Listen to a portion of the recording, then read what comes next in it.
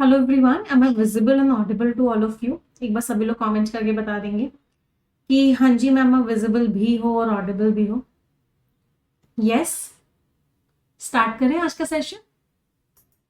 चलिए, तो let's get started. आज का सेशन स्टार्ट करते हैं। Just give me a second.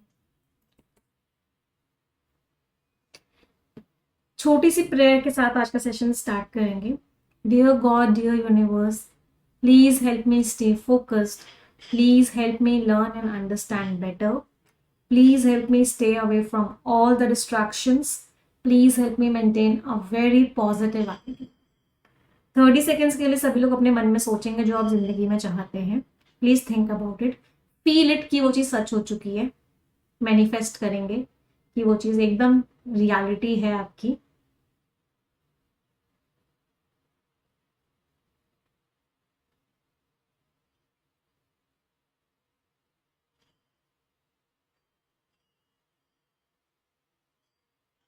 Repeat this line with me. Dear God, dear universe, please help each and every one of us get what we want in life.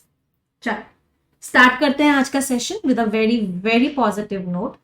और reading comprehension करेंगे, reading skills को improve करेंगे, understanding skills को improve करेंगे, skimming skills को improve करेंगे और vocabulary को इम्प्रूव करेंगे। तो सारी की सारी स्किल्स पे आज हम काम करने वाले हैं। तो this is the first reading comprehension of the day. क्या सभी को विजिबल है? It is visible to everyone, I hope yes. चलिए, क्या मैं कह सकती हूँ लॉन्ग आरसी है? तो जब भी लॉन्ग आरसी होता है, सबसे पहला कदम हमारा क्या होता है? सबसे पहला कदम होता है कि हम क्वेश्चंस को पढ़ते हैं और कीवर्ड्स मार्क करते हैं। तो सबसे पहला क्वेश्चन हमने पढ़ा, ट्रू और नॉट ट्रू का क्वेश्चन था। इसका मतलब कोई भी कीवर्ड नहीं था। अगले क्वेश्चन पर आए, फिर से फॉल्स का क्वेश्चन था, मतलब कोई भी कीवर्ड नहीं था। रोल बताना था फिटनेस एप्स का, तो हमने इसमें कीवर्ड मार्क कर लिया फिटनेस एप्स, और उनका हमको क्या बताना था? रोल बताना था। इसको लिख लिया अपनी कॉपीज में। इसके बाद कॉलम्स दिए हुए हैं, इनको हमको अरेंज करना था। तो कॉलम बेस्ड क्वेश्चन है पैसेज की बेसिस पे। तो एक बार पैसेज पढ़ेंगे तब कर पाएंगे। बस हम ये देख लेते हैं हमें कौन कौन सी एप्स के बारे में देखना है। जॉम्बीज रन ऐप का देखना है, stronger by the day app को देखना है और राउवी को देखना है। तो इन तीनों में हमने क्या किया, कुछ कुछ इंपॉर्टेंट वर्ड्स हैं जो लिख लिए।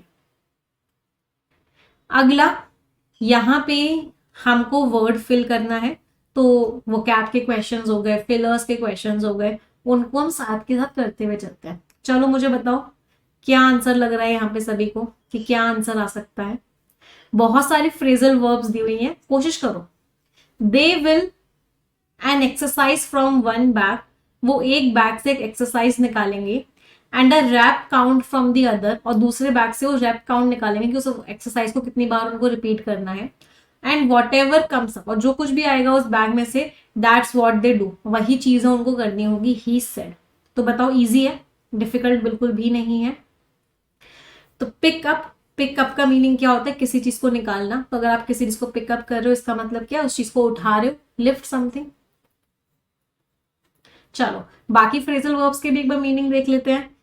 पिक आउट, पिक आउट का मीनिंग क्या होता है? किसी चीज को चूज करना। आप किसी चीज को चूज कर रहे हो, सिलेक्ट कर रहे हो, उसको क्या बोलते हैं? पिक आउट करना। अगला है पिक ऑन, इसका मतलब होता है किसी को परेशान करना, किसी को क्या करना? हैरेस करना, परेशान करना किसी को, उसको क्या बोलते हैं? Pick on. Pick off, O double F off, दूर करना मीनिंग होता है इसका। तो पिक ऑफ मीन्स किसी चीज को हटाना, किसी चीज को क्या करना? रिमूव करना, हटाना। पिक एट, किसी चीज को छोटा छोटा छोटा छोटा करके खाना, उसको बोलते हैं पिक एट। ईट, लेकिन कैसे खाना? स्मॉल बाइट्स, छोटे छोटे टुकड़े करके उस चीज को खाना, उसको क्या बोलते हैं? Pick at. तो ये सारी की सारी पिक की फ्रेजल वर्ब्स हैं। तो बैग में से चूज नहीं कर रहे, बैग में से निकाल रहे। चूज कब करते हैं? ना, बहुत सारे आपको सामने दिए, उनमें से एक चूज कर रहे हो। बैग में से कब निकाल रहे हो? बैग में से एक पर्ची निकाल रहे हो। तो answer is not pick out, answer is pick up. घोटाला मत करना। अगर यहाँ पे बैग नहीं होता, यहाँ पे लिखा होता 10 ऑप्शन है, उनमें से एक चूज करना है, तो पिक आउट यूज करते। चलो अगला, इसको भी यहाँ पे कर सकते हो, आंसर कर सकते हो। फिलर का क्वेश्चन है फिर से। इट कैन इवन आपके बाइक का जो रेजिस्टेंस है, जो आप एक्सरसाइज कर रहे हो, जो बाइक है, जो साइकिल चला रहे हो, उसका रेजिस्टेंस, रेजिस्टेंस का मीनिंग क्या होता है? रेजिस्टेंस का मीनिंग होता है कि कितना मुश्किल है बाइक चलाना, उसकी मुश्किल के लेवल्स, उसको बोलते हैं रेजिस्टेंस। जैसे जैसे आप डिप्स पे जा रहे हो, डिप्स मीन्स आसान हो रहा है बाइक चलाना, हिल्स पे जा रहे हो, चलाना मुश्किल हो रहा है, तो आप अपने बाइक का रेजिस्टेंस लेवल जो है उसको क्या कर सकते हो? ट्वीक। ट्वीक का मीनिंग होता है चेंज कर सकते हो। बिल्कुल मैच हो गया। ट्विंज, ट्विंज तो एक बहुत ही नेगेटिव वर्ड होता है। जब आप किसी चीज को लेके बहुत ज्यादा परेशान होते हो, दुखी होते हो, आपको दर्द हो रहा होता है, तो उस दर्द को क्या बोलते हैं? ट्विंज बोलते हैं। तो ये तो पेन के लिए यूज होता है, तो ये तो नहीं हो सकता, नेगेटिव टोन है। कैलिब्रेट करने का मतलब क्या होता है? एडजस्ट करना। तो आप अपनी लेवल्स को क्या कर सकते हो? एडजस्ट कर सकते हो। तो ये भी आंसर हो सकता है। तो answer is option D, both A and C. अच्छा, क्या हम इसको पार्ट ऑफ स्पीच से भी कर सकते थे? बिल्कुल। देखो कैन लिखा हुआ है, कैन क्या होती है? एक मॉडल वर्ब होती है। हमेशा याद रखना, जब भी कोई मॉडल वर्ब होगी, can, could, may, might, shall, should, इन सब के आगे वर्ब की फर्स्ट फॉर्म आएगी। तो यहाँ पे वर्ब की फर्स्ट फॉर्म आएगी, ट्वीक वर्ब की फर्स्ट फॉर्म होती है, ट्विंज नाउन होता है, और कैलिब्रेट भी वर्ब की फर्स्ट फॉर्म होती है। तो सी बी ऑप्शन तो आपका पार्ट ऑफ स्पीच की वजह से भी क्या हो गया? एलिमिनेट हो गया। चलो अगला क्वेश्चन देखते हैं। So hitch your fitness to an anchor habit. आप अपनी फिटनेस को किस चीज से हिच कर लो? हिच का मीनिंग क्या होता है? ज्वाइन कर लो। एक एंकर हैबिट, एक ऐसी आदत जिसमें आप इंजॉय करो, कोई ऐसी चीज जो आप ऑलरेडी करते हो, उस चीज से अपनी फिटनेस को आप अटैच कर लो। ऐसा बीन रियाल कहते हैं, जो कि पर्सनल ट्रेनर है अटलांटा में। तो कौन कौन सा वर्ड है जिसमें हिच वर्ड सही यूज हुआ है? कोशिश करो, 1 मिनट का टाइम है सभी के पास।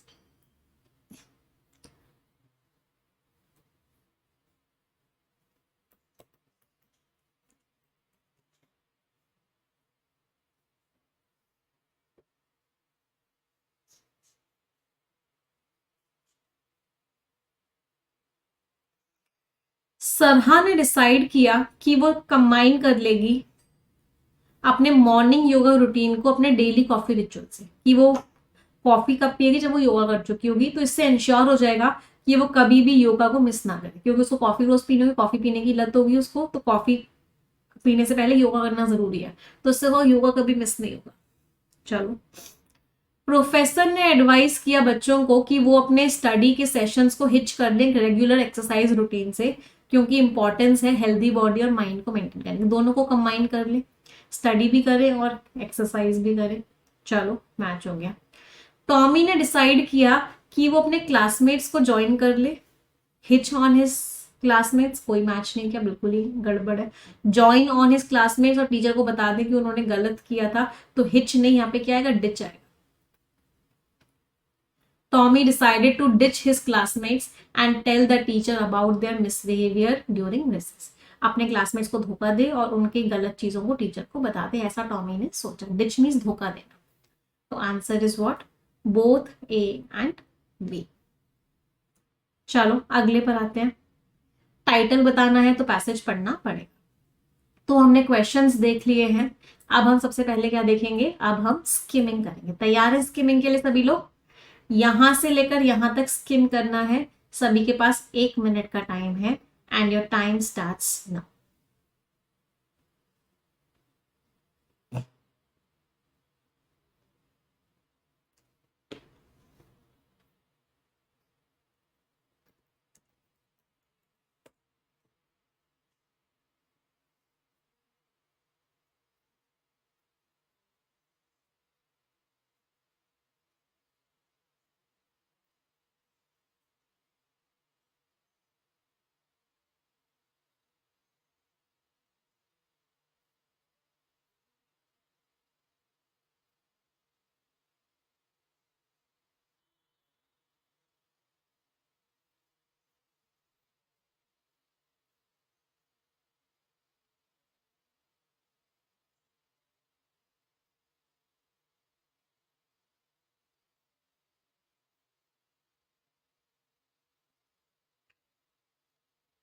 चलिए, टाइम इज अप।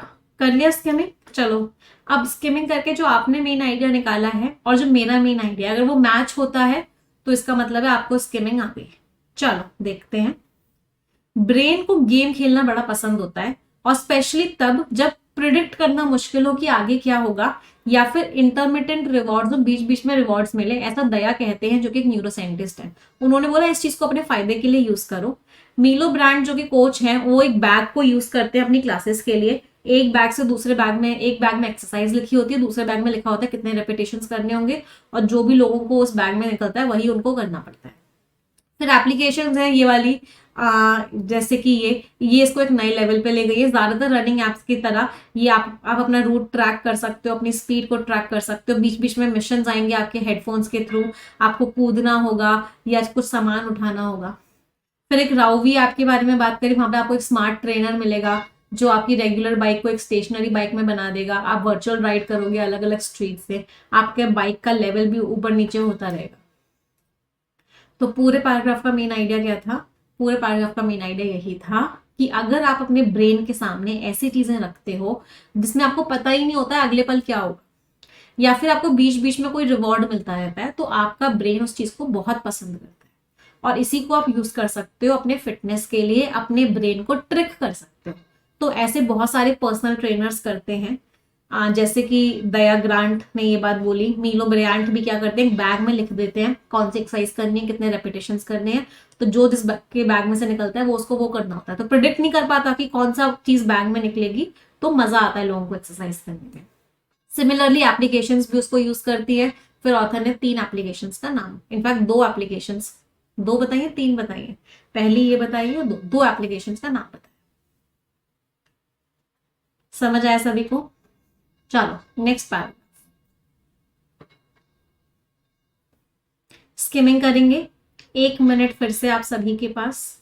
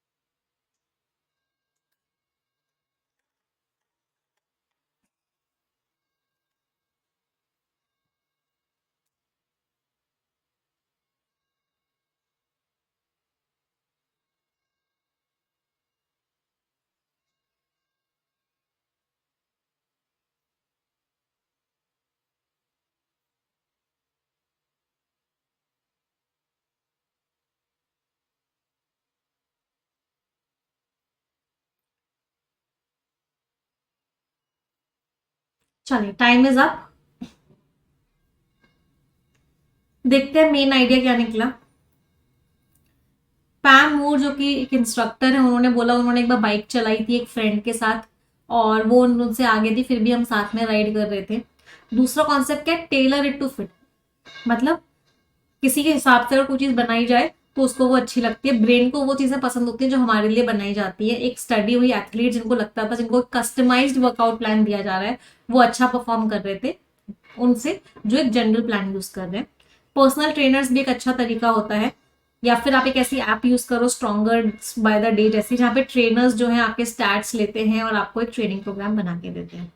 मिस मूरो ने बोला कि मुझे वो बहुत पसंद है, आप सिर्फ आओ और आप बस वो करो जो आपको बोला जा रहा है, तो इससे मैं बहुत स्ट्रांग हो गई हूँ, ऐसा उन्होंने बोला। इनके हिसाब से एक्सरसाइज साइकोलॉजिस्ट हैं, उन्होंने बोला हमें वो याद रहता है कि हमें लास्ट में कैसा फील हुआ, तो हमें क्या चीज याद रहती है कि लास्ट में कैसा फील हुआ, इसलिए वो कहते हैं कि मैं ना हमेशा डिफिकल्ट एक्सरसाइज पहले करवाता हूँ और इजी एक्सरसाइज बाद में करवाता हूँ, जिससे कि जब आप जाओ तो आपको लगे कि सब कुछ बहुत इजी था, तो लास्ट में आप हमेशा बहुत इजी चीजें करते हो।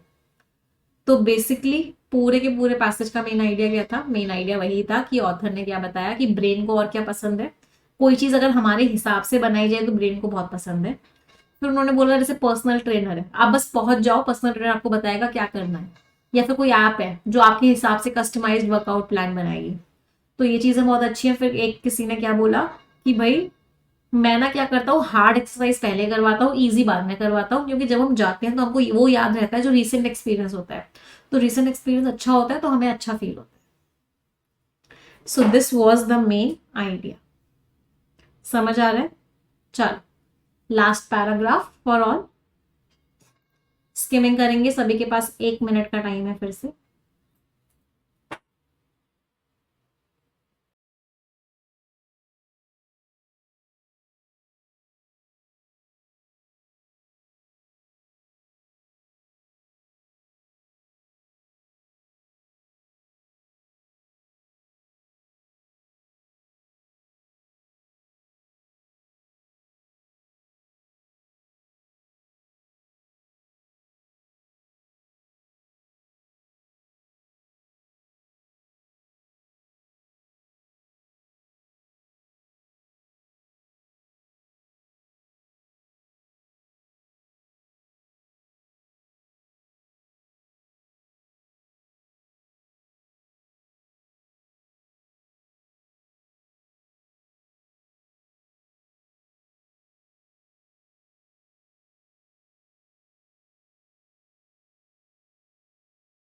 चलिए, टाइम इज अप।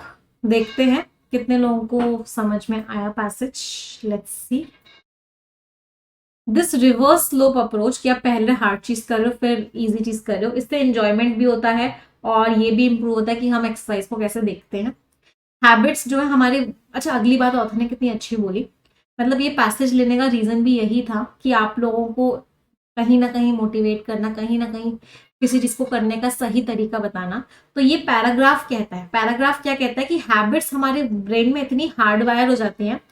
तो अगर आप कोई हैबिट बना लेते हो तो आपको जरूरत नहीं पड़ती मोटिवेशन की उस चीज को करने के लिए। तो अगर आप अपने बच्चों को 8 बजे छोड़ के आते हो, एक्सरसाइज करने 8:15 चले जाते हो, अगर एक टाइम फिक्स हो जाता है किसी चीज का, तो क्या होता है, कुछ हफ्तों तक हम उस चीज को उसी टाइम पे करते हैं, लगातार करते हैं, तो डिसीजन पॉइंट, विल पावर, ये सब बाहर हो जाते हैं। विल पावर की जरूरत नहीं होती उस चीज को दोबारा करने के लिए। ये डिसीजन नहीं लेना पड़ता कि उस चीज को करना है या नहीं करना। तो अगर आपकी एक हैबिट अगर बन जाए कि मुझे रोज 8 बजे से 7 बजे हिंदू करना ही करना है, 9 बजे परफेक्शन करना ही करना है, एक हैबिट बन जाए, तो आपको अपने आप को पुश नहीं करना पड़ेगा रोज क्लास में आने के लिए। आपको रोज डिसीजन नहीं लेना पड़ेगा कि मुझे क्लास में आना है या नहीं आना। आपकी विल पावर स्ट्रांग हो जाएगी ऑटोमेटिकली। अगला फिर क्या होता है, जो रिलक्टेंट एक्सरसाइजेस होते हैं, जिनको एक्सरसाइज करने का मन नहीं होता, उनको कुछ एक्स्ट्रा चाहिए होता है, तो क्या करो उनके लिए। ऑथर ने क्या बोला कि अगर आपको लगता है कि आप एक्सरसाइज नहीं कर रहे हो या नहीं कर पा रहे हो, तो आप क्या करो, उसको पेयर कर लो एक ऐसी एक्टिविटी के साथ जिसको आप पसंद करते हो। फॉर एग्जाम्पल, आपको कोई वेब सीरीज देख रहे हो या कुछ भी किसी का लेटेस्ट सीजन देख रहे हो, उसके साथ एक्सरसाइज कर लो। तो टेम्पटेशन होगा ना कि यार ये सीजन तभी देखने को मिलेगा जब मैं एक्सरसाइज करूंगा, तो एक्सरसाइज करते समय ही मैं उस चीज को देख पाऊंगा। तो उससे क्या होगा, टेम्पटेशन आएगा आपके अंदर एक्सरसाइज करने का। ऐसा केटी मिल्कमैन ने बोला। तो ये पूरा का पूरा पैसेज किस बारे में था? ये पूरा का पूरा पैसेज था कि भाई एक्सरसाइज करनी है तो ब्रेन को ट्रिक करना स्टार्ट करो। जिसको ब्रेन की फंक्शनिंग पता है, जिसको ब्रेन की फंक्शनिंग पता है, जिसको पता है ब्रेन को ट्रिक कैसे करना है, वो हर चीज में सक्सेसफुल हो।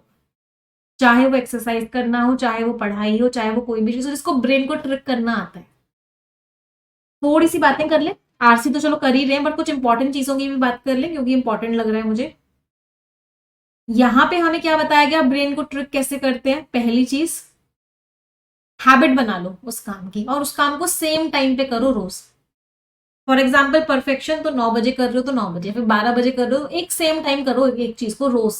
कुछ हफ्तों तक करोगे, अपने आप हैबिट बन जाएगी, अपने आप को पुश नहीं करना पड़ेगा बार बार उस चीज को करने के लिए। दूसरी चीज क्या थी, चीजें जब अनप्रिडिक्टेबल होती हैं तब और मजा आता है। तो ब्रेन को क्या पसंद है, ब्रेन को पसंद है कि जब अनप्रिडिक्टेबल चीज हो, जब पता ही ना हो कि वहां पे क्या होने वाला, तब और बहुत मजा आता है। तो आपने देखा होगा परफेक्शन में जब हम मिक्स क्वेश्चंस करते हैं, आपको पता ही नहीं होता कि आज कौन सा पैटर्न का क्वेश्चन होने वाला है, तो आपको और ज्यादा मजा आता है। तो unpredictability is something what brain loves. तीसरी चीज और क्या बोली, कि आप जो चीज कर रहे हो ना, उसको किसी ऐसी चीज के साथ अटैच करो जो आपको पसंद है। फॉर एग्जाम्पल, मान लो आपको पढ़ाई करना नहीं पसंद है, लेकिन आप अपने ब्रेन को बोलो कि जब मैं परफेक्शन की क्लास ले लूंगा तभी मैं चाय पीऊंगा या कॉफी पीऊंगा तो तभी मैं ब्रेकफास्ट करूंगा। तो ब्रेकफास्ट करना आपको पसंद है, चाय पीना आपको पसंद है, कॉफी पीना आपको पसंद है, तो आपने अपने माइंड को क्या बोला कि मैं जब परफेक्शन की जब मेरी क्लास हो जाएगी उसी के बाद मैं कॉफी पीऊंगा या चाय पीऊंगा या ब्रेकफास्ट करूंगा। तो आपको अपने आप को परफेक्शन के लिए पुश नहीं करना पड़ेगा। ये चाय और कॉफी का या जो ब्रेकफास्ट का जो पुश है वो ऑटोमेटिकली हेल्प करेगा आपको क्लास लेने के लिए। तो इस तरह का ऑथर ने बताया है कि किस तरीके से आप अपने ब्रेन को ट्रिक कर सकते हो अपने खुद के फायदे के लिए। चलो आ जाते हैं क्वेश्चंस पे। फर्स्ट क्वेश्चन आंसर बताएंगे। साउंड आ रही है, कोई बात नहीं, इग्नोर करते हैं साउंड को।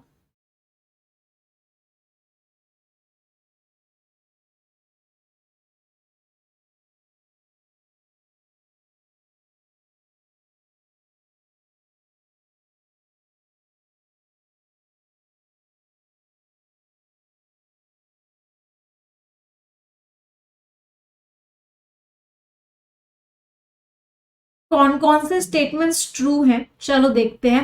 राउवी provides a simulated cycling experience. क्या राउवी एक साइकिलिंग वाली एप्लीकेशन थी? एक बार देख लेते हैं। राउवी हमको कीवर्ड कहाँ मिला था? यहाँ पे। हाँ, एक रेगुलर बाइक थी जिसको स्टेशनरी वन में टर्न कर देते हैं वर्चुअल राइड के लिए, तो बाइक वाला एक्सपीरियंस है, मतलब साइकिलिंग एक्सपीरियंस है, तो ट्रू है। चलो, ब्रेन को उन चीजों का प्रेफरेंस होता है जो पर्सनलाइज्ड होती है या कस्टमाइज्ड होती है। पैसेज में ऑथर ने चीख चीख के यही बोला है कि ब्रेन को वही चीजें पसंद है जो टेलर्ड होती हैं हमारे लिए। टेलर इट टू फिट, जो हमारे लिए बनती हैं। That seem tailored for us. जो टेलर्ड का मीनिंग क्या होता है? कस्टमाइज्ड होती हैं, हमारे लिए बनती हैं, वो ब्रेन को चीजें पसंद होती हैं। चलो, by restricting the desired activity to only occur during exercise, कि आपने सोचा कि मुझे ये वेब सीरीज देखना पसंद है, मुझे गाने सुनना पसंद है, तो मैं गाने तभी सुनूंगा पूरे दिन में जब मैं एक्सरसाइज कर रहा हूँ। तो अगर आप कुछ ऐसी चीज बना लेते हो तो आपका एक पॉजिटिव एसोसिएशन बनता है उन दोनों चीजों का, और आपको इंसेंटिव मिल जाता है फिजिकल एक्टिविटी रोज करने का। तो आपने बोला कि मुझे गाने सुनना पसंद है, लेकिन मैं गाने तभी सुनूंगा जब मैं वॉक करने जाऊंगा, मैं वॉक करूंगा तभी गाने सुनूंगा। तो जब आप इस तरीके से लिंक करते हो तो ये एक अच्छा एसोसिएशन होता है और आपको इंसेंटिव मिलता है उस एक्सरसाइज को रोज करने का। बिल्कुल मैच कर गया, ऑथर ने पैसेज में यही बोला है। तो answer is E, all of A B and C. A B और सी सारे के सारे सही हैं। चलो अगला क्वेश्चन, फॉल्स बता दें।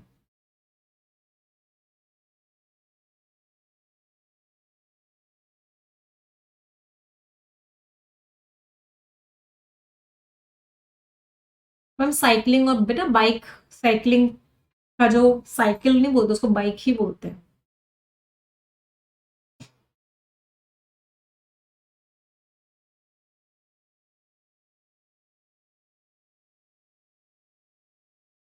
अब फॉल्स वाले बताने हैं, कौन कौन से स्टेटमेंट्स फॉल्स हैं।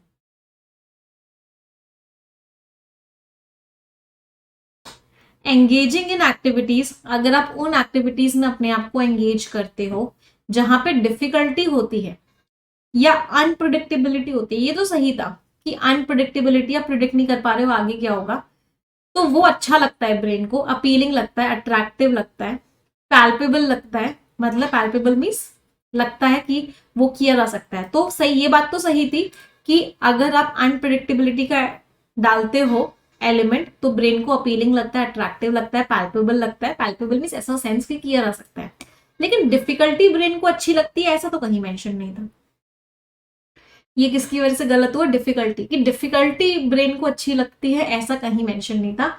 मेंशन ये था कि जिस चीज को आप प्रिडिक्ट नहीं कर पा रहे हो वो ब्रेन को देते हो तो ब्रेन को अच्छा लगता है। तो कहाँ लिखा हुआ था कि वो चीज अगर आप ब्रेन को देते हो जो हार्ड टू प्रिडिक्ट होती है तो ब्रेन को अच्छा लगता है। प्रिडिक्ट करना जिनको मुश्किल है, एक बार देख लेते हैं कहाँ लिखा हुआ था। हार्ड टू प्रिडिक्ट पढ़ा था ना हमने, हाँ ये रहा। हार्ड टू प्रिडिक्ट है, ये अच्छा है, लेकिन इसका मतलब ये नहीं है कि जो चीज हार्ड होती है वो अच्छी है। हार्ड टू प्रिडिक्ट का मतलब क्या है? अनप्रिडिक्टेबल जो चीजें होती है।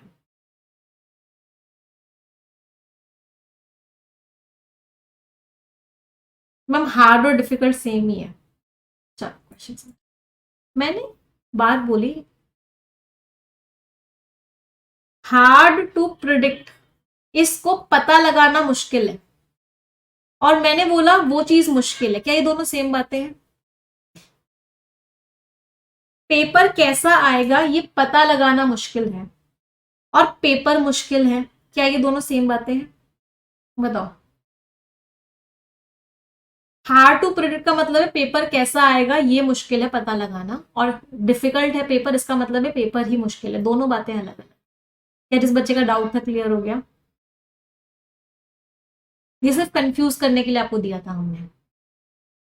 पैल्पेबल का मतलब होता है कोई चीज जो आप अपने सेंसेस से पता लगा पा रहे हो। पैल्पेबल है इसका मतलब उसको टच कर पा रहे हो, या देख पा रहे हो, या सुन पा रहे हो, आपके जो सेंसेस है उससे आप आइडेंटिफाई कर पा रहे हो, उसको बोलते हैं वो चीज पैल्पेबल। हैबिट्स के अंदर कैपेसिटी होती है कि वो हमारी फंक्शनिंग, ब्रेन की फंक्शनिंग को इन्फ्लुएंस करती है और शेप करती है। ट्रू है। हैबिट्स का ऑथर ने इंपॉर्टेंट रोल बताया है कि हैबिट्स हमारी ब्रेन की फंक्शनिंग को इन्फ्लुएंस करती है। अगर किसी चीज को हैबिट बना लिया जाए तो फिर हमें बार बार डिसीजन नहीं लेना पड़ता, हमारी विल पावर सामने नहीं आती। ऑथर हाईलाइट करते हैं कि क्या इंपॉर्टेंस होती है physiological conclusion key in shaping our memories. Author ने हाईलाइट किया कि एंडिंग जो है कैसी होनी चाहिए, फिजियोलॉजिकल नहीं, ऑथर ने बोला इमोशनल कंक्लूजन की इंपॉर्टेंस बताई थी ऑथर ने। ऑथर ने कौन से कंक्लूजन की इंपॉर्टेंस बताई थी? इमोशनल कंक्लूजन की। कैसे? देखो कहां बताया था ऑथर ने। We tend to remember experiences by how we feel, हम कैसा फील कर रहे हैं, इसका मतलब इमोशनल कंक्लूजन है, फिजियोलॉजिकल नहीं है। फिजियोलॉजिकल कंक्लूजन का मीनिंग क्या होता है? बॉडी वाइज, बॉडी वाइज नहीं, emo feeling wise, how we feel. तो इमोशनल है, फिजियोलॉजिकल नहीं है। इसकी वजह से ये भी क्या हो गया? फॉल्स हो गया। तो answer is both A and C. A और सी दोनों के दोनों गलत हैं। सारे फंसाने वाले क्वेश्चन है, ट्रिकी क्वेश्चन है, इजी नहीं है, बहुत ध्यान से पढ़ के आंसर देना पड़ेगा। एक एक वर्ड है जो पूरा सेंटेंस को फॉल्स बना रहे हैं। चलो नेक्स्ट, फिटनेस एप्स का रोल कैसा है?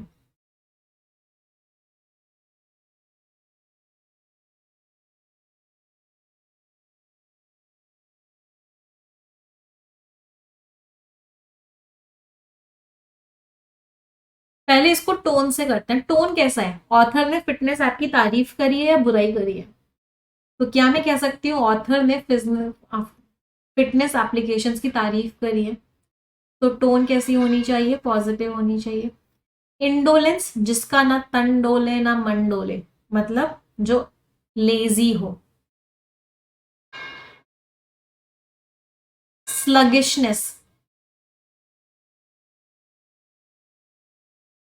लिथार्जी, सबका मीनिंग क्या है? इनएक्टिवनेस, पड़े रहना एक ही जगह। तो ये तो उल्टा दिया हुआ है। एक्सिलरेशन मीन्स बहुत ज्यादा एनर्जेटिक हो जाना, बहुत ज्यादा एनर्जी आ जाना, बहुत ज्यादा खुश हो जाना। एक्सिलरेशन टोन पॉजिटिव है, means a state of excitement. मजा आ रहा है। अच्छा अब ये आया, अब ये आया, अब ऐसा करना है, मजा आ रहा है। एक्सिलरेशन। एग्जैस्परेशन फिर से नेगेटिव टोन है, आप बहुत ज्यादा क्या हो गए? परेशान हो गए हो, इरिटेटेड हो गए हो। इरिटेशन कैसी फीलिंग है? इरिटेशन वाली फीलिंग है, एग्जैस्परेशन। तो ये भी नेगेटिव टोन हो गया। तो answer is what? Only B. सिर्फ और सिर्फ बी आंसर है। अगला क्वेश्चन, चलो मैच करेंगे। Match the column in reading comprehension.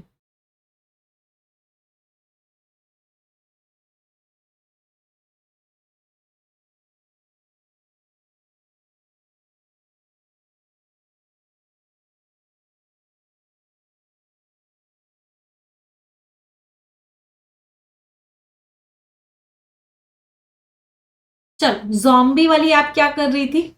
Passage देख लेते हैं। जॉम्बी रन वाली ऐप क्या कर रही थी?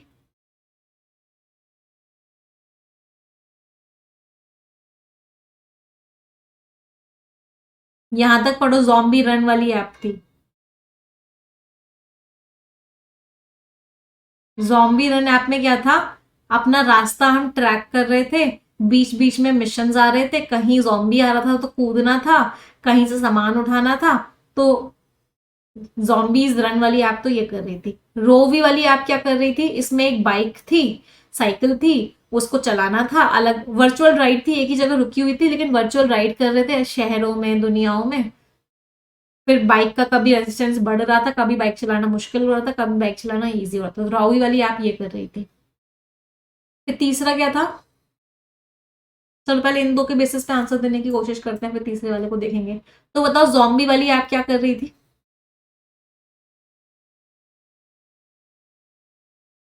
रनिंग को और ज्यादा एंगेजिंग और एंजॉयबल बना रही थी। राउवी वाली ऐप क्या कर रही थी, अलग अलग शहरों में हम क्या कर रहे थे, बाइक चला रहे थे। तो ये सारे ऑप्शंस तो एलिमिनेट हो गए। Stronger by the day app क्या कर रही थी, हमारे फिटनेस स्टैटिस्टिक्स के बेसिस पे स्ट्रेंथ ट्रेनिंग प्रोग्राम्स बना रही थी। ये भी सही है, पढ़ा था। Answer is what. चलो नेक्स्ट, ये हमने कर ही लिया, ये भी कर लिया, ये भी कर लिया। चलो टाइटल बताओ पैसेज का, क्या लग रहा है आपको।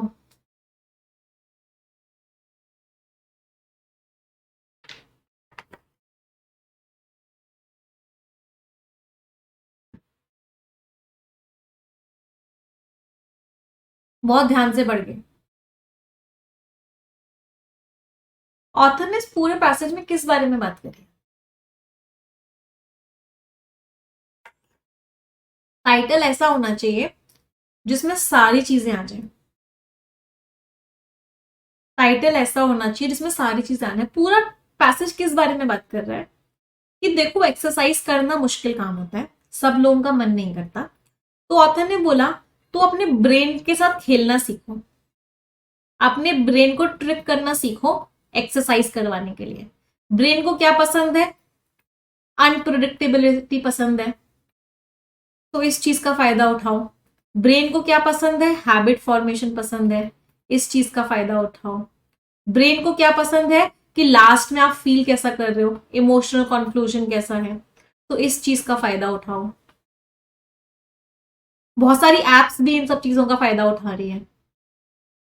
तो ब्रेन के हिसाब से अपने आप को चेंज करो जिससे कि आपको एक्सरसाइज करने में मजा आए। ये पूरा का पूरा पैसेज था। आंसर बताओ क्या होगा। चलो देखते हैं। पैसेज एप्स के ऊपर नहीं था, एप्स तो सिर्फ एक एग्जाम्पल था।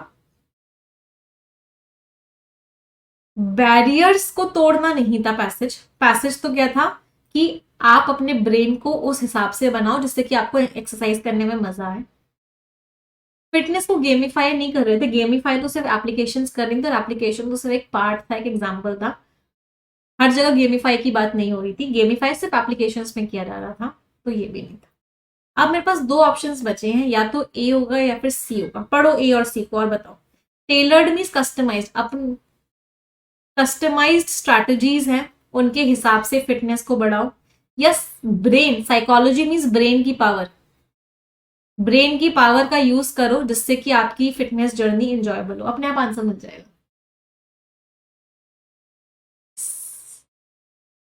Most suitable title is a, क्योंकि पूरा पैसेज चीख चीख के बोल रहा था कि ब्रेन को ये पसंद है, ब्रेन को ये पसंद है, ब्रेन इस चीज में अच्छा काम करता है, ब्रेन के हिसाब से चीजें बनाओ।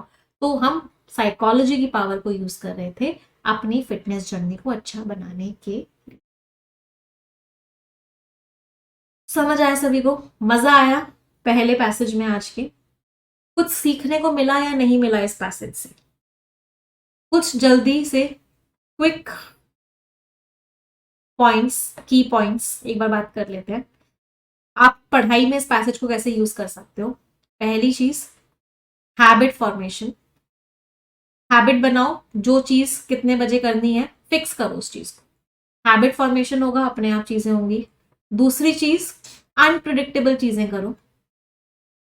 ऐसी चीजें करो जो आपको पता ही ना हो कि आप कर रहे हो, अनप्रिडिक्टेबिलिटी हो।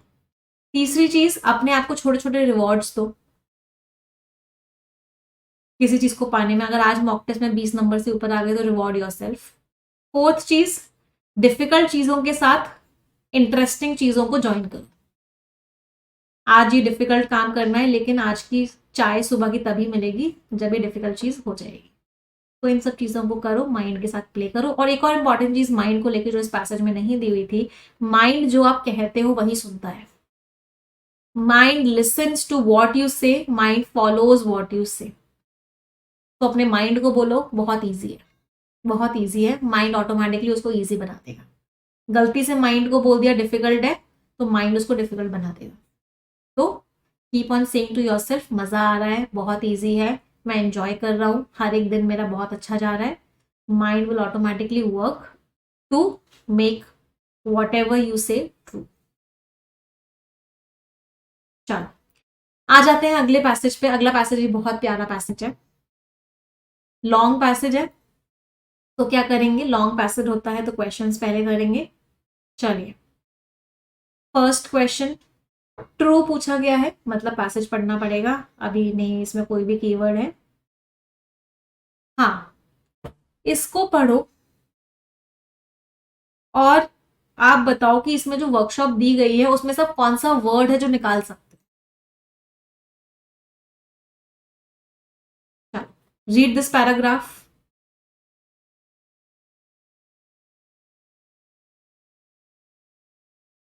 और कौन सा वर्ड है जो आप डिराइव कर सकते हो इस वर्कशॉप से। बहुत प्यारा वर्कशॉप है।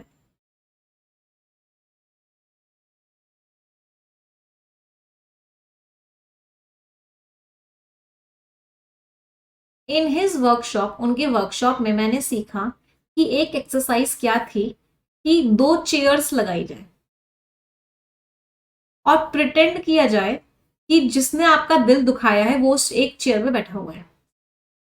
तो ये एक्टिविटी आप भी कर सकते हो अगर आपको किसी के ऊपर बहुत गुस्सा आ रहा है कभी। तो 2 चेयर लगाओ, एक चेयर पे आप खुद बैठो और एक चेयर पे इमेजिन करो कि जिसने आपका दिल दुखाया है वो बैठे। तो पहले तो आपके पर्सपेक्टिव से, आपके नजरिए से उसने आपके साथ क्या गलत किया उसको बताओ। फिर उसके बाद सामने वाले की कुर्सी पे बैठो और उसके नजरिए से बताओ कि उसने क्या गलत किया। हो सकता है थोड़ा आपको परेशान करे, लेकिन ये बहुत पावरफुल एक्सपीरियंस है। चलो अब आंसर बता दो।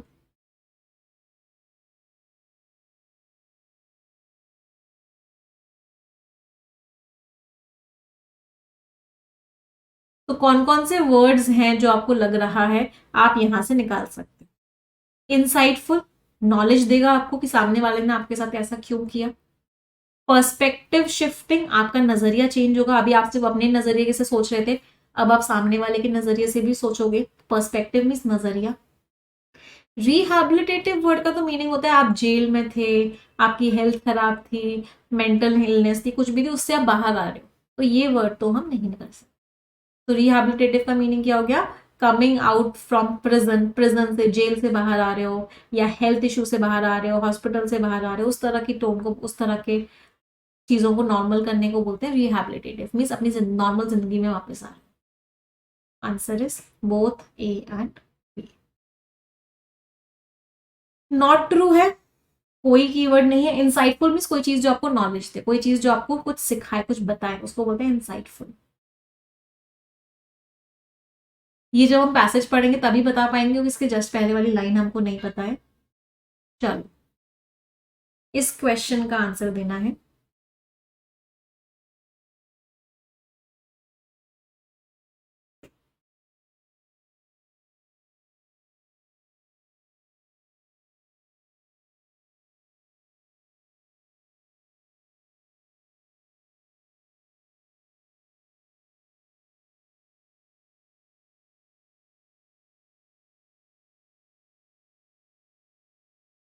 ये जो फाइंडिंग्स हैं ये बाकी स्टडीज के साथ क्या करती हैं, जो स्टडीज की गई हैं फॉरगिवनेस पे, माफी को लेके, जो कि एक बहुत बड़ा एक आशीर्वाद है, बहुत बड़ी ब्लेसिंग है मेंटल हेल्थ के लिए। इससे क्या होता है, स्ट्रेस कम हो जाता है, नींद अच्छी हो जाती है। तो कौन सा वर्ड है जो यहाँ पे आ सकता है, और जो वर्ड आएगा उसका सिनोनिम बताना है और उसका एंटोनिम बताना है। तो जब हमने इसको पढ़ा हमको समझ में आया यहाँ पे कुछ वर्ड ऐसा आना चाहिए कि कोई चीज मैच कर रही है ना। ये स्टडीज बाकी स्टडीज से भी मैच कर रही है। ये जो फाइंडिंग्स हैं, ये जो रिसर्च की चीजें आई हैं, ये बाकी चीजों से भी मैच कर रही है। तो मैच का हमको सिनोनिम बताना है और मैच का हमको एंटोनिम बताना है। ये क्वेश्चन है। कोइंसाइड मैच का सिनोनिम है, सही है, लेकिन एनकरेज जो है एंटोनिम नहीं है। रिडिक्यूल मीन्स मजाक उड़ाना, ये तो बिल्कुल भी सिनोनिम नहीं है। कॉन्फ्लिक्ट मीन्स लड़ाई। अलाइन मैच करना, डाइवर्ज मैच नहीं करना, बिल्कुल सही है। ये सिनोनिम और एंटोनिम्स है। तो आंसर इज व्हाट? ओनली सी। सिर्फ और सिर्फ सी आंसर है। अच्छा, वैसे जाइब का मीनिंग क्या होता है? जाइब का मीनिंग होता है किसी का मजाक उड़ाना, किसी के ऊपर मॉक करना, किसी को रिडिक्यूल करना। वो क्या होता है? जाइब होता है। बट हमें इस वर्ड को तो रिप्लेस करना। क्लियर? कोई दिक्कत? चलो नेक्स्ट। यहाँ पे एक वर्ड आपको हाईलाइटेड दिया हुआ है। इनमें से कौन कौन से सेंटेंसेस हैं जिन्होंने इस वर्ड को सही यूज किया है? एक वर्ड आपको हाईलाइट करके दिया हुआ है, आपको बताना है कौन कौन से सेंटेंसेस हैं जिन्होंने इस वर्ड को एकदम सही यूज किया। उसके लिए आपको रूमिनेशन का मीनिंग पता होना चाहिए। रूमिनेशन का मीनिंग क्या होता है? एक बेटर ऑल्टरनेटिव है रूमिनेशन का या सप्रेशन का। किसी इंसान ने आपके साथ कुछ गलत किया। बहुत सारे लोग क्या करते हैं, किसी इंसान ने आपके साथ बहुत गलत किया, आपके साथ बहुत बड़ा धोखा दिया। बहुत सारे लोग क्या करते हैं, लगातार उसके बारे में सोचते रहते हैं। आपका ब्रेकअप हुआ, सामने वाले इंसान ने किसी और के साथ रिलेशन बना लिया, आप अगले दिन भी उसके बारे में सोच रहे हो, 10 दिन बाद भी उसके बारे में सोच रहे हो, लगातार सोच रहे हो उसके बारे में। आप उस चीज से बाहर ही नहीं आ पा रहे। उस चीज को क्या बोलते हैं? उस चीज को बोलते हैं रूमिनेशन। कुछ लोग क्या करते हैं, सप्रेशन, उसको दबा के रखते हैं कि उसने मेरे साथ गलत किया था। लगातार उसके बारे में नहीं सोच रहे होते, लेकिन बीच बीच में उसकी याद आती रहती है कि हाँ उसने मेरे साथ गलत किया था। उसकी शक्ल दिख जाती है तो नफरत वाली फीलिंग आ जाती है, गुस्सा आ जाता है, अपने आप को कंट्रोल नहीं कर पाते, रोने लग जाते हैं, सप्रेस करके रखते हैं। तो इन दोनों का एक अच्छा ऑल्टरनेटिव क्या है, वो भी हम पैसेज में पढ़ेंगे। चलो अब यहाँ पे आंसर दे दो, रूमिनेशन कौन कौन से सेंटेंस में सही यूज हुआ है।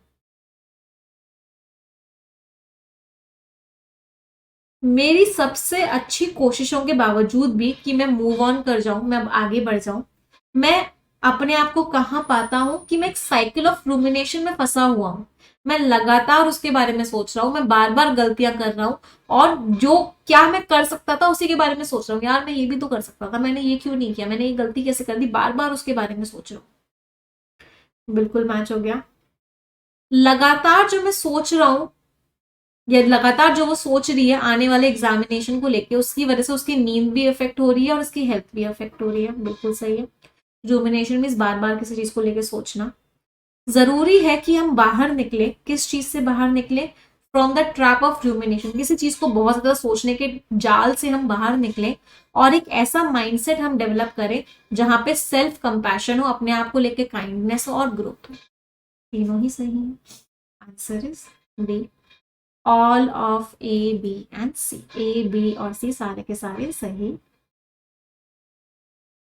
टोन बतानी है, पैसेज पढ़ना पड़ेगा, टाइटल बताना है, पैसेज पढ़ना। चलो अब आ जाते हैं पैसेज पे। स्किमिंग करेंगे, सभी के पास 1 मिनट का टाइम है, and your time starts now.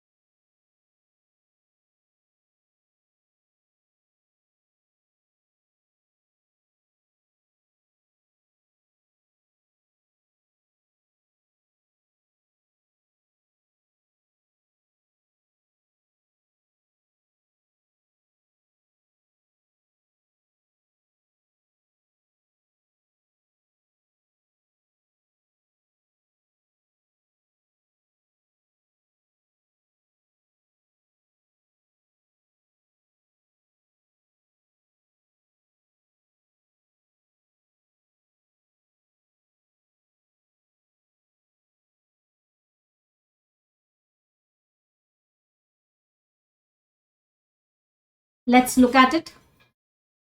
समझ आया पैसेज क्या कह रहा था? एक ऐसा कोई इंसान जिसकी जिंदगी बहुत अच्छी रही है, मेरा 8 साल का बच्चा, मैं सोच भी नहीं सकती थी उसके मन में अभी भी इतनी ज्यादा गुस्सा है। रिसेंटली वो अभी अभी मेरे सामने एक इशू लेके आया, जो क्या था, दैट बैड पेंसिल थिंग। ये पेंसिल को लेके कुछ हुआ था। मुझे तो थोड़ा समय लगा इस बात को समझने में कि वो किसके बारे में बात कर रहा था। अपने क्लासमेट के बारे में बात कर रहा था जिसने उसकी एक पेंसिल छीन ली थी, और वो भी लगभग 2 साल पहले। और 2 साल के बाद मेरा बच्चा मेरे सामने वो लेके आया कि उसने मेरी पेंसिल छीनी थी, और मैं इतना ज्यादा गुस्सा हूं उससे। तो मुझे किसी समझ में है कि मेरा बच्चा जो है लेट गो नहीं कर पा रहा है उस इंसिडेंट को। फर्स्ट ग्रेड का इंसिडेंट था, फर्स्ट क्लास का इंसिडेंट था, और वो उस चीज को अभी तक अपने मन में दबा के बैठा हुआ है। फिर मुझे एक रिसर्च के बारे में मैंने पढ़ा जो कहती है कि फॉरगिवनेस सबसे अच्छी चीज होती है मेंटल हेल्थ को अच्छा करने के लिए। ये आपको एक पूरा का पूरा रास्ता देती है वहां तक पहुंचने का। स्टडी में क्या किया, एक कॉन्फ्रेंस हुई फॉरगिवनेस को लेके हार्वर्ड में, और अभी भी वो पब्लिकेशन के लिए अंडर रिव्यू है। 4,600 पार्टिसिपेंट्स को ग्रुप्स में बांटा गया। एक सेट को एक फॉरगिवनेस वर्कबुक दी गई जहां उनको कंप्लीट करनी थी। उस वर्कबुक में उनको क्या करना था, उनको स्टोरी लिखनी थी कोई एक ऐसी टाइम की जब वो बहुत ज्यादा जिनका उनका दिल दुखा था, और वो चाहते हैं कि वो उसको माफ कर दें। फिर उनको उसके बारे में लिखना था ऑब्जर्वर की तरह। ऑब्जर्वर नहीं जो सामने देखने वाला है उसकी तरह, इस चीज को बिना एम्फेसाइज किए कि जिसने गलत किया था उसने कितना गलत किया था या किस तरीके से आपको गलत लगा था। तो जिन लोगों ने, तो लोगों को क्या दी गई, एक वर्कबुक दी गई कि आपको उस वर्कबुक को फिल करना। तो पूरा का पूरा पैराग्राफ क्या कह रहा है, पूरे के पूरे पैराग्राफ का मेन आइडिया यही है कि फॉरगिवनेस से मेंटल हेल्थ अच्छी होती है। इसके लिए एक स्टडी की गई और उस स्टडी के बारे में ऑथर ने बताया। चलो नेक्स्ट पैसेज स्किमिंग करेंगे। 1 मिनट का टाइम स्टार्ट होता है आपका अब।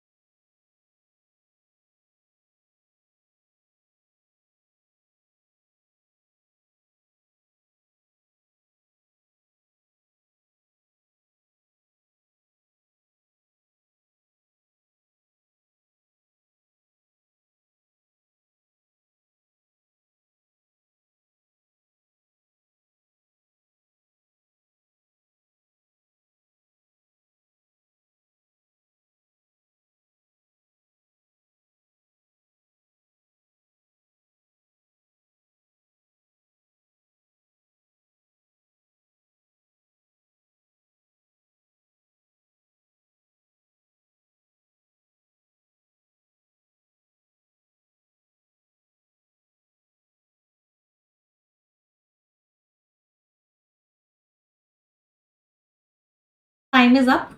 देखते हैं, कम से कम 3 डिफरेंसेस निकालो दोनों वर्जन में, जहां पे आपने खुद के हिसाब से बताया कि उसने मेरे साथ ये गलत किया, ये गलत किया, और फिर जहां पे आपने ऑब्जर्वर के हिसाब से बताया कि आपके साथ गलत हुआ या नहीं हुआ।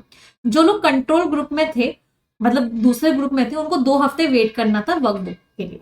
तो कुछ लोगों को वर्कबुक दी गई, कुछ लोगों को वर्कबुक नहीं दी गई। तो वर्कबुक वालों के साथ क्या हुआ, जब 2 हफ्ते हो गए, रिसर्चर्स को पता चला कि वो पार्टिसिपेंट जिन्होंने वर्कबुक कंप्लीट कर ली है वो ज्यादा फॉरगिविंग थे उन लोगों के कंपैरिजन में जिन्होंने वर्कबुक नहीं भरी थी, और उन लोगों के अंदर एंजाइटी और डिप्रेशन कम हो गया। तो जिन लोगों ने लिखा, समझा, दूसरे के पर्सपेक्टिव से समझा, उन लोगों के अंदर क्या हो गया, एंजाइटी कम हो गई, डिप्रेशन कम हो गया, और वो क्या बन गए, और ज्यादा फॉरगिविंग बन गए। ये फाइंडिंग्स मैच करती हैं बाकी स्टडीज के साथ भी जो फॉरगिवनेस पे हैं, जो कहती हैं कि माफ कर देना मेंटल हेल्थ के लिए एक बहुत बड़ी ब्लेसिंग होती है। इससे स्ट्रेस कम होता है, नींद अच्छी आती है। फॉरगिवनेस क्या करती है, जब आप किसी को माफ कर देते हो तो आप फ्री हो जाते हो उस इंसान से जिस इंसान ने आपके साथ गलत किया है। अगर आप उस इंसान के गलत को अपने मन में रखते हो तो अभी भी वो गलत इंसान आपके ऊपर कंट्रोल कर रहा है। आपने उस इंसान को माफ कर दिया, इसका मतलब है अब आप फ्री हो चुके हो उस गलत इंसान से। ऐसा ये कहते हैं जो कि डायरेक्टर है। मैं इस बात को कभी नहीं कहूंगा कि आपने माफ कर दिया तो सब कुछ सही हो गया। ऑथर ने बोला मैं ऐसा नहीं कह रहा कि आपने माफ कर दिया तो सब कुछ सही हो गया, लेकिन माफ करना एक अच्छा सोल्यूशन है, एक अच्छा ऑल्टरनेटिव है रूमिनेशन से। आप बार बार उसी बारे में सोच रहे हो, आप उस फीलिंग को अपने मन में दबा रहे हो, तो इससे अच्छा तो है माफ कर देना। और इसीलिए क्या होता है, इससे मेंटल हेल्थ अच्छी हो जाती है। चलो, last paragraph for skimming, 1 minute again and your time starts now.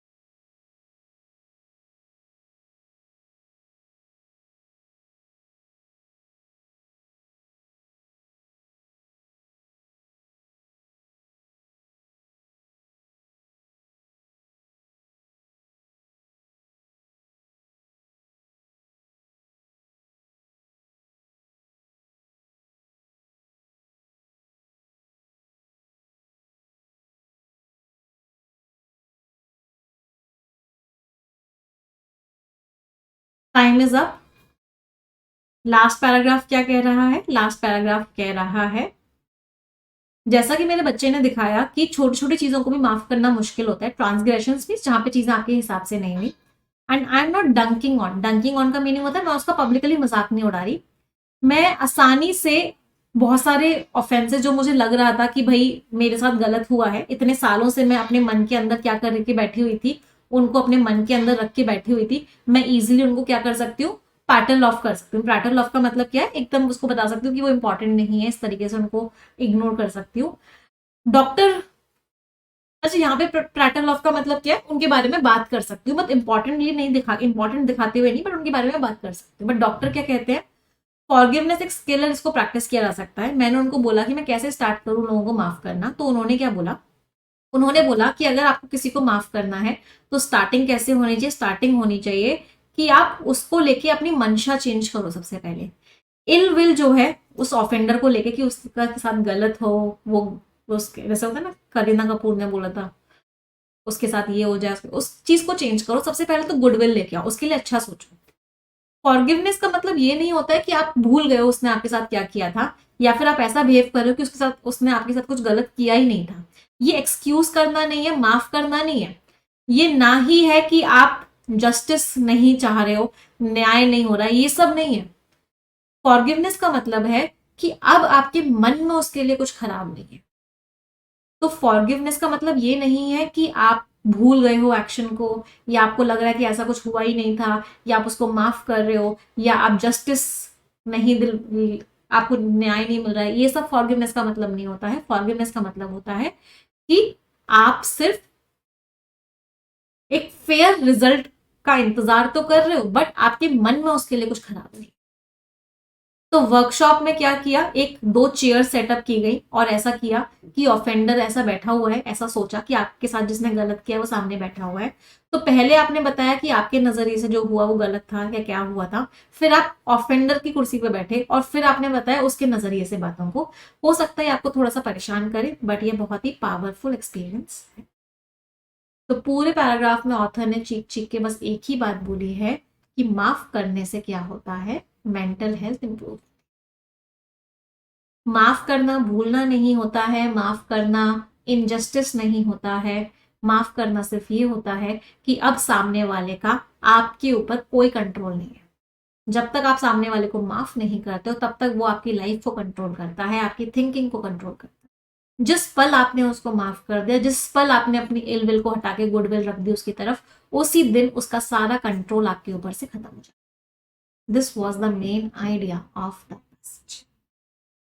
चलो, आ जाते हैं क्वेश्चंस पे। फर्स्ट क्वेश्चन सभी की स्क्रीन पे,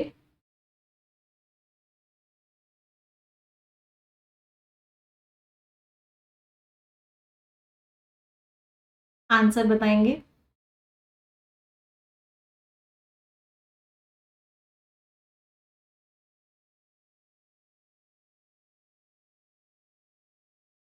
मैम मैंने भी उसे माफ कर दिया आज से, अभी तक माफ नहीं किया हुआ था, बट आज इस पैसेज को पढ़ने के बाद माफ कर।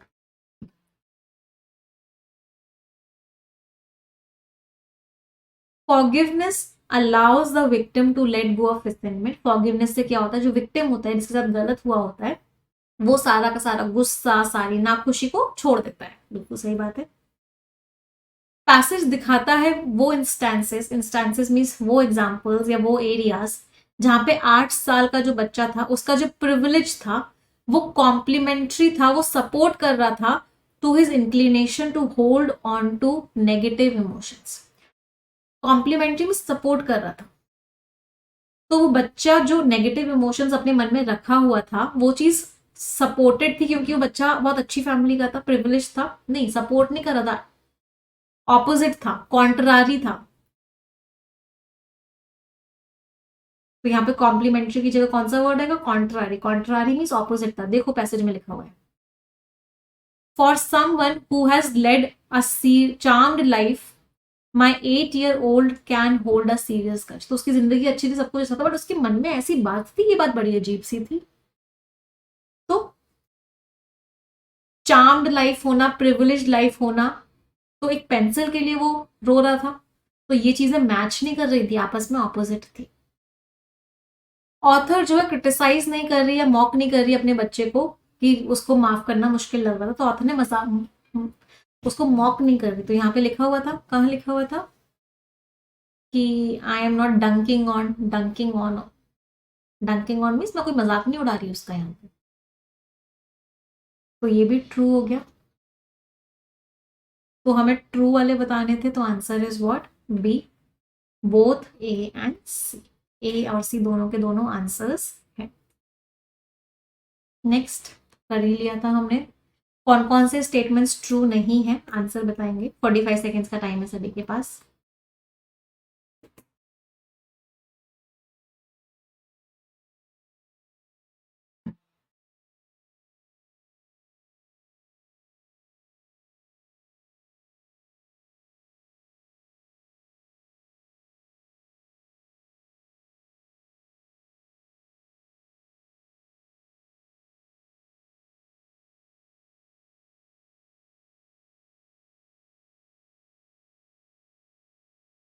वन कैन फॉरगिव, आप माफ कर सकते हो, हालांकि आप चाह रहे हो कि आपके साथ जो गलत हुआ है वो ठीक हो जाए, आप चाह रहे हो कि उसका इम्पैक्ट पड़े, पर फिर भी आप माफ कर सकते हो। ट्रू है ये तो, लिखा हुआ था ऑथर ने कि आप कहीं कहीं से न्याय मांग रहे हो, जस्टिस मांग रहे हो, तो जस्टिस आपको मिलता रहेगा, लेकिन आप अपने मन में उसको माफ कर सकते हो। आप अपने मन में कोई नेगेटिव इमोशन मत रखो उसके लिए। चलो ट्रू है। स्टडी ने एक रैंडमाइज्ड कंट्रोल डिजाइन एम्प्लॉय किया। रैंडमाइज्ड कंट्रोल डिजाइन का मीनिंग क्या होता है, रैंडम ग्रुप, लोगों का ग्रुप ले लिया और उनके ऊपर स्टडी हुई। तो ये भी मेंशन था कि स्टडी क्या हुई, रैंडम लोगों के ग्रुप पे हुई। कहाँ मेंशन था, ये रहा, रिसर्चर्स ने रैंडमली असाइन कर लिया इतने सारे पार्टिसिपेंट्स को। So this is also what, true. Engaging in the exercises and activities outlined in the workbook। तो जो एक्सरसाइजेस और एक्टिविटीज बुक में दी हुई थी, उनका पॉजिटिव इम्पैक्ट पड़ा था कंट्रोल ग्रुप पे। ये भी कंट्रोल ग्रुप पे पॉजिटिव इम्पैक्ट पड़ा था। एक बार इसको देख लेते हैं। तो एक सेट को उन्होंने वर्कबुक दी जिसमें एक्सरसाइजेस थी, 3 डिफरेंसेस निकालने थे। Those in the control group, उन्होंने तो वेट किया, those in the control group, उनको तो वेट मिला, उनको तो वर्कबुक मिलने से पहले 2 हफ्ते वेट करना पड़ा। जब 2 हफ्ते पूरे हो गए, तो जिन लोगों ने वर्कबुक कंप्लीट कर ली थी वो फॉरगिविंग लग रहे थे then those in the control group. तो कंट्रोल ग्रुप के लोग फॉरगिविंग नहीं थे, तो कंट्रोल ग्रुप के लोग फॉरगिविंग नहीं थे, दूसरे वाले ग्रुप के लोग फॉरगिविंग थे। तो इनके ऊपर कोई पॉजिटिव इम्पैक्ट नहीं पड़ा। तो ये क्या हो गया, फॉल्स हो गया। तो हमको फॉल्स वाला बताना था। आंसर इज ओनली सी, सिर्फ और सिर्फ सी आंसर है। क्वेश्चन ट्रिकी है, पढ़ना पड़ेगा, समझना पड़ेगा, सिर्फ ऊपर ऊपर से पढ़ के आंसर नहीं दे पाओगे क्वेश्चंस को। पैसेज को स्किम करना होता है, क्वेश्चंस को स्किम नहीं करना होता बेटा, क्वेश्चंस को हमेशा रीड करना होता है। अगला, अचानक से वो मेरे सामने एक चीज लेके आया, पेंसिल वाली चीज जो हुई थी। तो यहाँ पे कौन सा इडियम आ सकता है, कोशिश करो फिर मैं समझाऊंगी।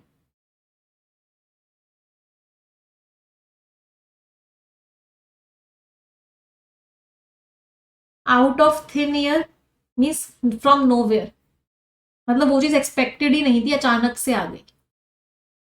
सेट एट नॉट, नॉट का मीनिंग वैसे क्या होता है, जीरो। तो कोई चीज अगर सेट एट नॉट है मतलब आपने उसको जीरो कर दिया, मतलब आपने उसको क्या कर दिया, इग्नोर कर दिया। टेकिंग टू हिज हील्स, कोई अपने हील्स पे भाग गया मीन्स रन अवे, क्या हो गया, भाग गया। Out of the woods, woods means जंगल, फॉरेस्ट।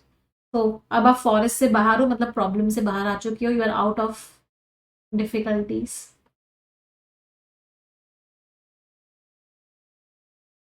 आंसर बता दो क्या होगा, right, answer is out of thin air. कहीं से भी नहीं, मतलब ऐसा कोई टॉपिक ही नहीं उठा था, कुछ उठा ही नहीं था, अचानक से वो मेरे सामने ये चीज लेके आया। आंसर इज डी, नहीं, प्रॉब्लम से बाहर आ गए हो। कोई प्रॉब्लम के बारे में बात हुई कि ये कोई प्रॉब्लम, जो प्रॉब्लम से बाहर आ गए हो, डी क्यों आंसर मार्क कर रहे हो बेटा। चलो, ये हमने कर ही लिया, ये भी हमने कर लिया। पैसेज की टोन बता दूं,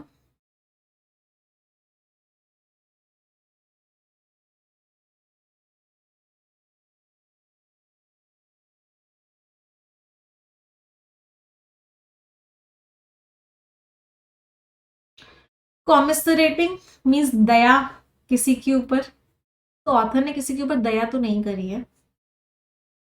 इंट्रोस्पेक्टिव, सोचना, अंदर की तरफ रिफ्लेक्ट करना, तो इंट्रोस्पेक्टिव तो है ऑथर की टोन। ऑथर सोच रहे हैं कि माफ करना क्या होता है, माफ करने के क्या क्या फायदे होते हैं। इंट्रोस्पेक्टिव टोन का मतलब क्या होता है, जब आप अपने अंदर झांक रहे होते हो, तो अंदर झांकने की तो पूरे पैसेज में ही बात हुई है। कंसल्टेटिव, सजेस्टिव, ऑथर ने सजेशन तो दिया ही है कि भाई माफ करना सबसे अच्छी चीज है, क्योंकि वो आपके मेंटल हेल्थ को अच्छा रखती है। Answer is both B and C, B और सी दोनों के दोनों आंसर्स। टाइटल क्या होगा इस पैसेज का,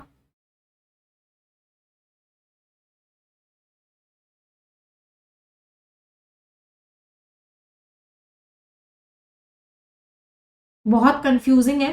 दो बताओ चलो, फिर उस एक को आइडेंटिफाई करेंगे लास्ट में। पहले मुझे बताओ कौन से दो आपको सबसे नियर बाय लग रहे हैं। फॉरगिवनेस की पावर, ऑथर ने चीख चीख के फॉरगिवनेस ही बोला है। इंप्रूविंग मेंटल वेलबींग, सही है। कुछ लोगों को बी भी लग रहा होगा, लेटिंग गो, छोड़ दो। Lessons from the great pencil incident, workshop की बात नहीं हो रही है। वर्कशॉप तो मतलब हो गया एक ही वर्कशॉप की बात हो रही है, वर्कशॉप नहीं है। एक वर्कशॉप, वर्कशॉप को तो एग्जाम्पल दिया गया था कि वर्कशॉप में ऐसा ऐसा करवाया गया, तो we are not talking about only about workshop, हम पूरी वर्कशॉप की बात नहीं कर रहे हैं, वर्कशॉप तो सिर्फ एक एग्जाम्पल था। फॉरगिवनेस का इफेक्ट क्या होता है एंजाइटी पे, डिप्रेशन पे, इसके इफेक्ट्स को हम एग्जामिन कर रहे हैं।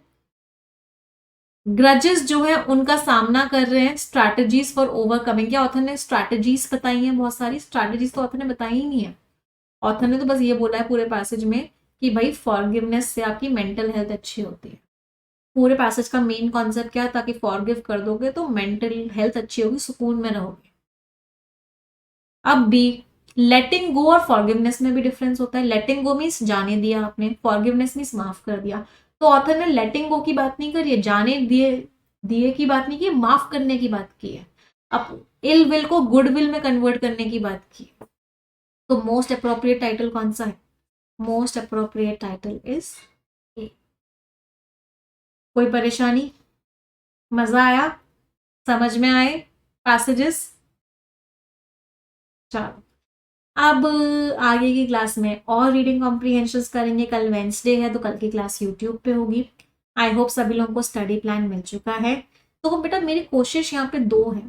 पहली कोशिश है कि आपकी लैंग्वेज की कॉम्प्रीहेंशन स्किल्स इंप्रूव हो, आपकी रीडिंग स्किल्स इंप्रूव हो, आपकी कॉम्प्रीहेंशन स्किल्स इंप्रूव हो, आपकी अंडरस्टैंडिंग स्किल्स इंप्रूव हो, आपकी वोकेबलरी इंप्रूव हो, आपकी लॉजिकल स्किल्स इंप्रूव हो। तो पहली कोशिश ये है।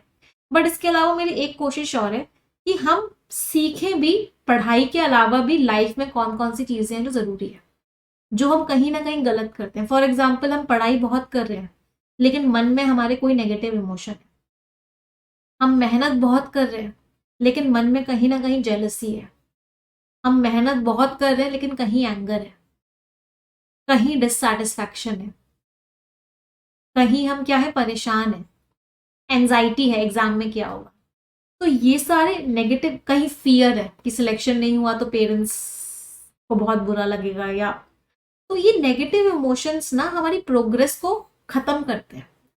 मैं आपको यहाँ कोशिश करवा रही हूँ आगे बढ़ाने की, लेकिन आपके मन के जो नेगेटिव इमोशंस हैं ये आपको पीछे लेके जा रहे हैं।